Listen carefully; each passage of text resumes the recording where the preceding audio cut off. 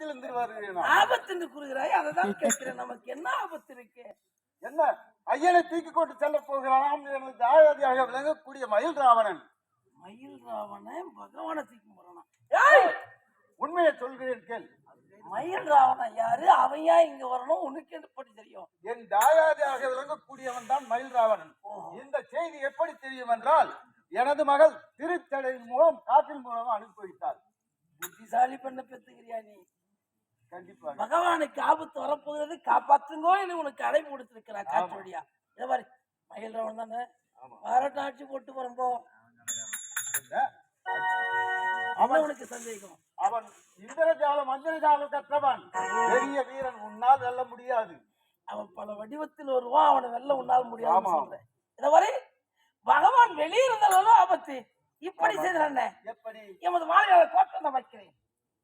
பகவான் வச்சிருக்க குழந்தையை உருவாக்கி வேலைக்கு வைத்து எமது கோட்டைக்கு அடைத்து விடுகிறேன். பொழுது விடியும் வரை கோட்டைக்கு மேல் நான் அமர்ந்து காவல் இருக்கிறேன். அவன் எப்படி வர முடியும், தொட முடியும்? அப்படியா? சரி, ஆகட்டும். ஓ, நீ வழிபடுவது பழக்கம், அதை மறந்து விட்டேன். இதோ பார்த்தாயா, வாய திறப்பை நீ உள்ளே சென்று பகவானை வழிபட்டு விட்டு காது வழி அவனுக்கு வழி வழி வர்ற போதுமோ? ஓடியா.